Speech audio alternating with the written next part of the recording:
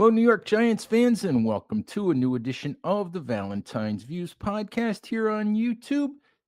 This week, we are looking forward to the New York Giants trying to actually start a winning streak, something they haven't been able to do since 2023, the infamous three-game win streak, Tommy DeVito mania, DeVito magic, whatever you want to call it. But the Giants have not won back-to-back games or more since that three-game winning streak with DeVito. This week they hit the road to face the New Orleans Saints, and here to help me break the game down, preview the game, is Nick Jennings of SB Nation's Canal Street Chronicles. Nick, thank you so much for hopping on. Absolutely. Happy to be here. So I got to start with this. When I looked all off season, all preseason, all training camp, I look at the point spread and not that any of those things matter that far ahead of time, but the Giants consistently were looked at as the favorite in this game. Sunday night, they were still the favorite in this game. Monday morning, they're not the favorite anymore. Do you I'm curious if you think that's for the same reason that I think it's for. If you're referring to the Malik Neighbors injury, then yes, I would definitely agree with you there. That was just so unfortunate to see. Obviously, former LSU superstar, so we're very familiar with him.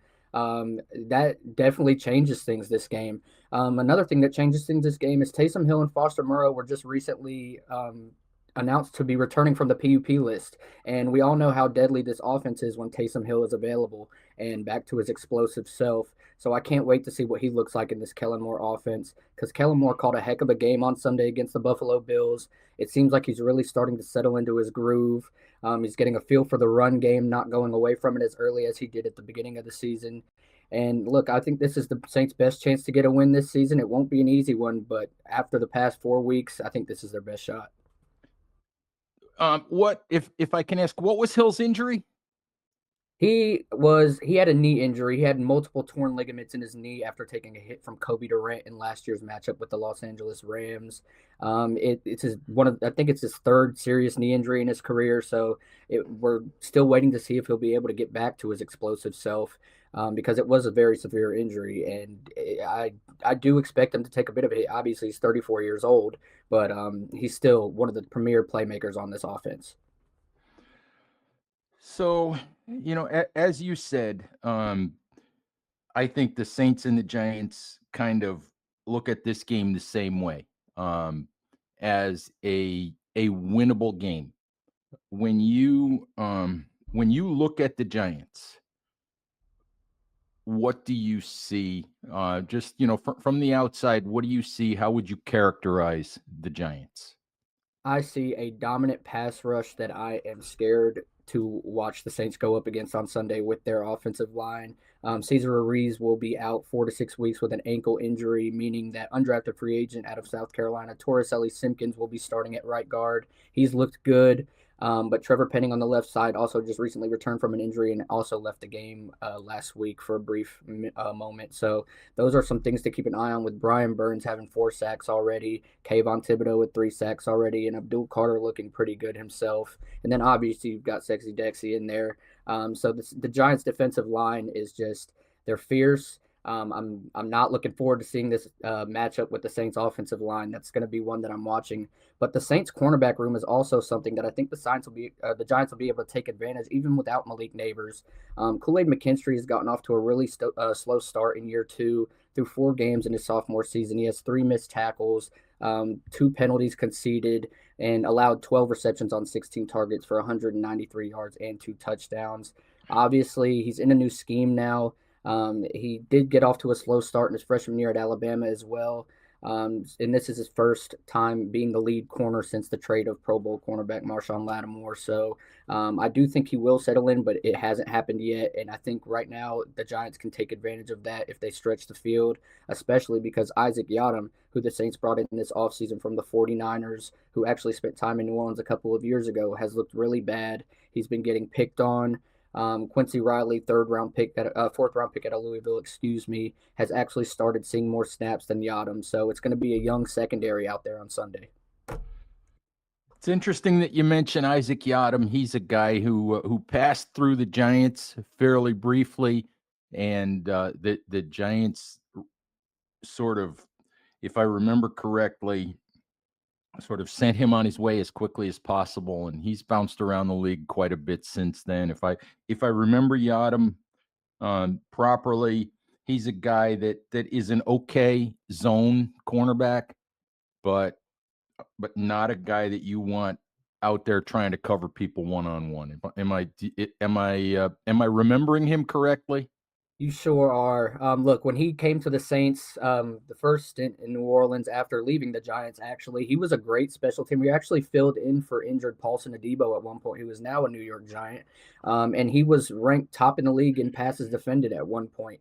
So we all thought that that's the odds that got him that we'd be getting the second time around coming from the 49ers. And it just hasn't been. He's been getting torched in man, and we haven't seen him on special teams. So it's going to be interesting to see how his role changes. So you mentioned Paulson Adebo, and Adebo has been good for the Giants through 4 games.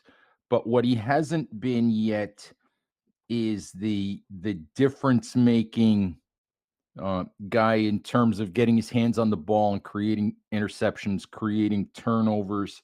Um, so it's a two-part question. First, do the Saints miss Paulson Adebo? And the second part of that is the Giants are asking him to be a number one corner. They're asking he didn't travel much in New Orleans with receivers. He traveled, I think, week 2 with I think it was week 2 against the Dallas Cowboys. He traveled. Um, so the second part of that question is, not only do the Saints miss him, but do you see him as a guy who could or should be a number one corner? Look, the Saints definitely miss Paulson Adebo. It's a guy that I thought they should have brought back, but I don't know if it was within their range. Look, the cornerback room, like I said, is very thin right now. There's not much to work with. The Saints have a very young position group. I'd say the secondary is being carried by the young safety room right now, led by veteran Justin Reed. But yeah, I think Paulson Adebo does have the potential to be a number one corner just based on his ball skills. He was just a ball hawk during his time in New Orleans, had multiple games with multiple interceptions.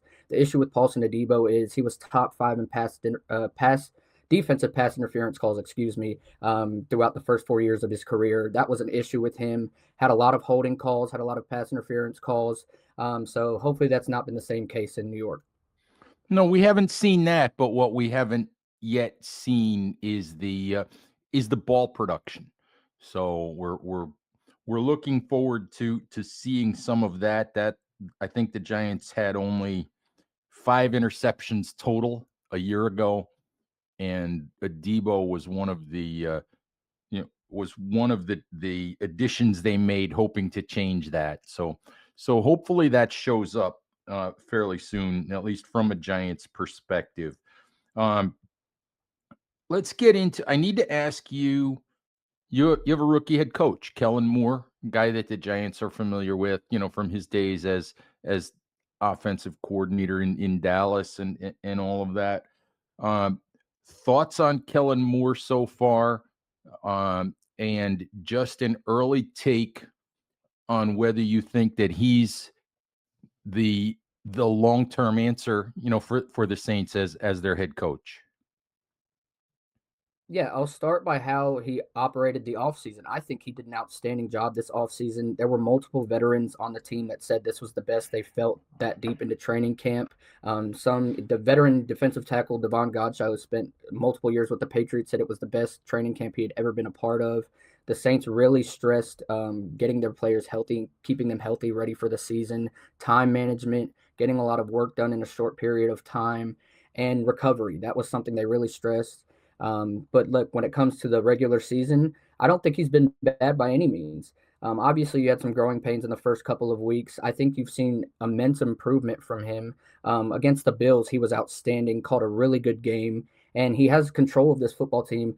I wouldn't say an 0-4 football team usually has this high of morale. This team is together. They're united. They have not given up, and they're riding for their head coach. And look, I think they have made a great hire, and I can't wait to see what he can do with some more time under his belt. And that leads me to the next part of what we need to talk about, and that's the Saints quarterback situation. You guys are riding with Spencer Rattler right now, and I have to be honest, he's a guy who I was never sure when I looked at him as a college player. I wasn't sure he was a big time NFL starting quarterback. But considering where the Giants were a year ago, when they didn't take JJ McCarthy or Michael Penix or Bo Nix in the first round, and they were still trying to ride with Daniel Jones. He's a guy that I thought maybe third round, maybe fourth round, somewhere in there. He's a guy I thought would be a good fit for the Giants as a guy who, if things didn't go well, they could turn to the second half of the season and say, hey, at least what we're trying to do here is develop a young quarterback. We're trying to see what we've got. He would have given them a young alternative.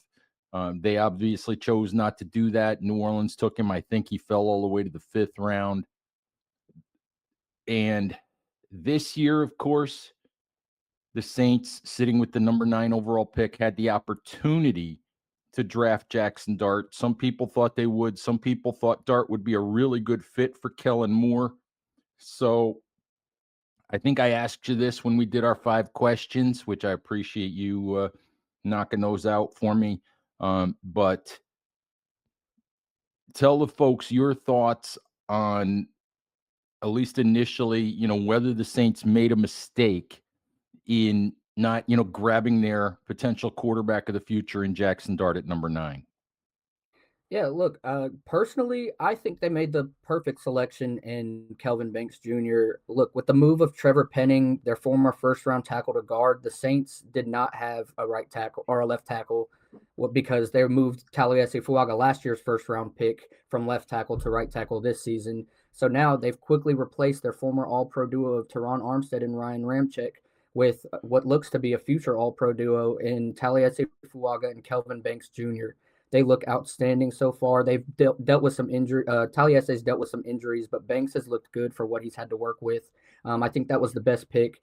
A lot of fans had rather the Saints go best player available at that point rather than best quarterback available, and that's what the Saints did. So I don't think you complain there. But I also personally thought the Saints might have reached a little bit on Tyler Shuck. I was happy with going into the season with Spencer Rattler. I wasn't very fond of this year's quarterback class. And look, I know a lot of fans are mentioning that maybe we should be playing or Tyler Shuck right now because we're stunting the development of a rookie quarterback. But at the same time, Spencer Rattler is a year younger. He's just as developmental as a prospect. He's got just as much talent, and he's been in this offense for a year. He's got a year in the league under his belt. So he's just as developmental as a prospect, and I think it was a smart decision for Kellen Moore to go into the season with the quarterback that he felt he could win with most. And so, look, I'm all for the decision to draft Kelvin Banks Jr. Jackson Dart would have been nice, definitely, because he's looked good. And I won't lie, I think the Saints made a mistake not selecting Jackson Dart, or at least trading up for Jackson Dart. But at pick 9, I like the selection of Kelvin Banks Jr. But I'd like to talk about Spencer Rattler for a second because I know a lot of fans Sure. of other teams may not think that he's all that because he's 0-10, right? He's got an 0-10 record as a starter. Last season went 0-6, playing in a dumpster fire of a team with injuries, with an interim head coach. It just wasn't an ideal situation for a rookie fifth-round pick. This season, he's shown fight. There's no questioning his competitive spirit. He's shown immense improvement. He's taking strides by the week. Had an incredible offseason. He's really impressing me so far. Obviously, there's some throws each week that you wish could be more on the money and could actually change the game. On Sunday against the Bills in the fourth quarter, he could have put a little more on a pass to Brandon Cooks that would have put the Saints up in the fourth quarter against the Bills. That would have scored a touchdown.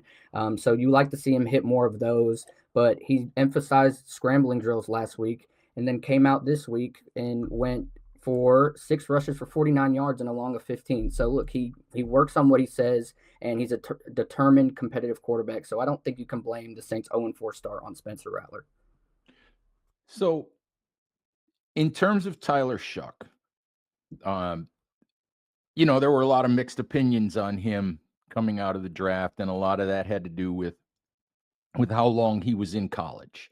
I think he spent parts of 7 seasons in college, and I believe he's 26 years old. Coming into the league. So there's Jackson Dart, for example, is 22. Right. So Tyler Shuck should be more of a finished product than a 22-year-old.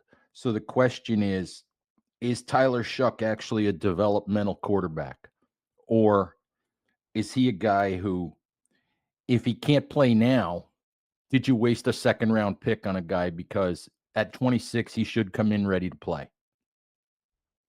Yeah, absolutely. Just your thoughts on that. That's a great question. Look, Tyler Shuck actually just turned 27 years old this past Sunday against the Bills. So, yeah, you have a 27-year-old rookie quarterback in the building. The question is he a developmental prospect, or should he be ready to go? The answer is he's a developmental prospect. He didn't have that many snaps to be a 7-year starter in college. Spencer Rattler actually outplayed him in reps in college. So as long as he was in college, he didn't have that much game time. And look, in the preseason, you saw pressure is a big struggle for Tyler Shuck. Even in practice during training camp, at times during 7-on-7 drills, when there was not even a defensive line, he was just taking the ball and running. So clearly, he's got to get that under control. There's no questioning his arm strength. He can use his legs. He's got all the intangibles to be a starting quarterback in this league. It's just all a mental thing with Tyler Shuck. And I don't think leadership's a problem with him. I don't think confidence a problem with him. I think it's just handling pressure and being ready for the speed of the NFL. And we saw Spencer Rattler take those strides last year. So hopefully that Tyler Shuck will be able to do the same this offseason. But in regard to your question about if the Saints should move on from him if he doesn't look ready, I think that's the case. Look, he is 27 years old. The Saints have 2 young quarterbacks in the building right now. If neither of these guys are the answer, you have to go get a quarterback next year. You can't stop drafting guys until you find your franchise quarterback. And like I'm very confident in Spencer Rattler and Tyler Shuck, but I'm not sure either of those are the guy at this point. Yeah, that you answered where I was going to go next, which is if the season continues to go in the direction that it's going, for the Saints, they're going to have a pick in the top 5. And do they use that pick to get Kellen Moore, a quarterback option? Or do they continue to ride with Spencer Rattler? What would you rather see them do, or do you need to see the season play out? Yeah, well, if Spencer Rattler continues on the pace he's on right now, I'd be fine with going into the season with Spencer Rattler next season, especially because this upcoming quarterback class has not been doing too well right now during the college season. And the Saints have problems on the defensive line. They have problems in the secondary. Those are things that they need to fix. They have problems with their skill position groups. Obviously, Kendre Miller, 3rd-round pick in 2023 or 2022, I believe. He's looked much better. But you still need somebody on the outside to go along with Chris Olave. So they have a lot of positions to fill, and I just don't know if quarterback's your biggest weakness right now. Like I said, I don't think this 0-4 start is due to the quarterback position. It's been on tackling issues. The Saints have not been able to get off the field on 3rd down, penalties. It's a lot of discipline issues. A lot of it's on the defensive side of the football. So the Saints are going to have to address that. And I like the cornerback class with LSU's Mansour Delane and Tennessee's Jermod McCoy and even Clemson's Avion Terrell. Those are guys that really stand out to me. So this is a very interesting draft class, and the Saints are going to have to address the defensive side of the football. You mentioned Chris Olave. And, of course, we talked a little bit about Malik Neighbors being out for the season. And, of course, the Miami Dolphins lost Tyreek Hill for the rest of the season and maybe longer than that the other day. I keep seeing speculation that the Saints might be open to the idea of trading Chris Olave at some point. Um, your thoughts on whether they would, whether they should, and if they did, what the price tag might be. Yeah, look, Chris Olave has had a troubling start to the season. He's been dropping some catches that he should be coming down with. Obviously, missed the rest of last season after Week Nine's matchup with the Carolina Panthers after suffering a head injury. I believe it's like his third or fourth head injury since entering the NFL, so that's definitely something to monitor. But in regards to the trade speculation, yeah, the New England Patriots and the Pittsburgh Steelers were heavily interested in Chris Olave this offseason. And I could definitely see if Olave and the Saints can't get on the same page regarding his looming extension, a trade being in the works. Look, like I said, he's got the injury history. Maybe the Saints aren't willing to spend that much on a guy they aren't sure that can stay on the field. And I'm not sure Chris Olave has shown that he can be that number one option for a football team yet. So that's definitely going to be something to monitor, especially with Rashid Shaheed becoming an unrestricted free agent at the end of the season as well. The Saints are going to have to really pay attention to that wide receiver group. I'd expect Chris Olave trade rumors to spark up again at the end of the season. What about at the deadline this year? Is he a guy who maybe he's not a number one, but is he a guy who could help the Giants, for example, as they try to surround Jackson Dart with the best playmakers they can, especially after the loss of Neighbors? Absolutely. Look, Chris Olave is still an outstanding football player, but I just don't know if Kellen Moore would be willing to give up his best receiver option in his first year as a head coach when he's still trying to get into a groove on the offensive side of the football. And look, Chris Olave had 3 straight games with 10 plus targets to open the season, had 6 targets on Sunday and a touchdown against the Bills. He is involved in this offense. They just haven't been on the same page yet. So I expect it to pick up, and I expect Chris Olave to finish the season in black and gold. But I definitely think he would help Jackson Dart and the Giants. That is no question. So just your thoughts on what you're expecting to see on Sunday. I know the Saints have struggled on the defensive side of the ball. Um, I know that you discussed a little bit the issues that New Orleans has had on the offensive line. What are you expecting to see Sunday? You expecting to see a high scoring game? You expecting to see you know a lower scoring sort of slugfest game? Um, what kind of game are you expecting?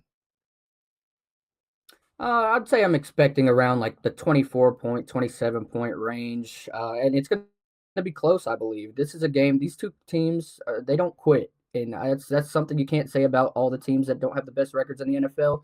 These two teams don't quit. And I do think that this game will go down to the wire. But what I think will happen this game is that Cam Scatabo is going to make the Saints regret not being able to tackle. After just watching him in the NFL so far, that dude is impossible to bring down, and the Saints cannot bring anyone down so far. So that's going to be something that the Giants should be able to abuse. They should be licking their chops at that opportunity. He certainly is a fun guy to watch, at least when he's on your own team. Right.